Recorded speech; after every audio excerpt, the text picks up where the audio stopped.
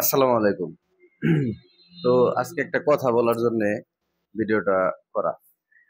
আগে দেখি স্বপ্না কি করে, তারপর আমি বলতেছি। স্বপ্না, কি করো? কি করবো? অভাবের সংসার, রুটি বানাইতেছি আর কি করবো।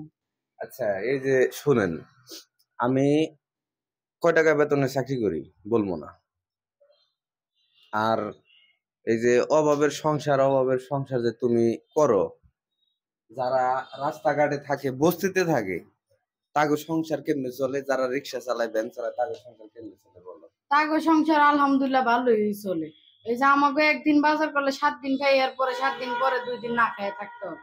তাহলে এই যে এখন একটা কথা কই, ও বলতে পারে না কে যে আমি ফ্ল্যাট বাসায় থাকি, আমি ভালো কাজ করি দেখে যে আমি ভালো চলি, তা কিন্তু না। যারা অটো চালায়, রিক্সা চালায় বা রাস্তাঘাটে থাকে, এরা কিন্তু ভালো চলে, তাকে মাথা বিষ নাই, তাকে ভবিষ্যৎ করার কোনো চিন্তা নাই। আমি আরেকটা জিনিস আপনাকে দেখাই। আপনারা হয়তো মনে করতে পারেন যে হানিফ ভাই মনে হয় ভালো টাকা করে আর অনেক টাকা মানে জমাইতেছে, ফ্ল্যাট বাসায় থাকে।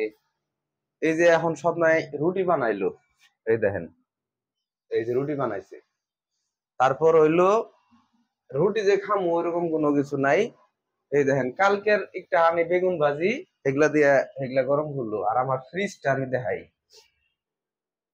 আমি কিন্তু এগুলা যা দেখাইতেছি সব সত্যি। দেখেন, এই যে আমার ফ্রিজে কিছু নাই, এক বোতল দুধ, তাও বাড়িতে থেকে আম্মা দিছিল, এই দুধের বোতলটাই আছে।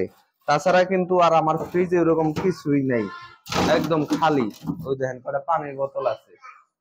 তো এই হইলো বিষয়। তো যারা যারা মনে করেন যে না, অনেক টাকা পয়সা ইনকাম করি, অনেক কিছু করতেছি, এরকম কিছুই না। তো যাই হোক, আপনারা যারা যারা আমার ভিডিওটা দেখেন, সবাই দেখলেন তো যে কি অবস্থায় দিনকাল পার করতেছি।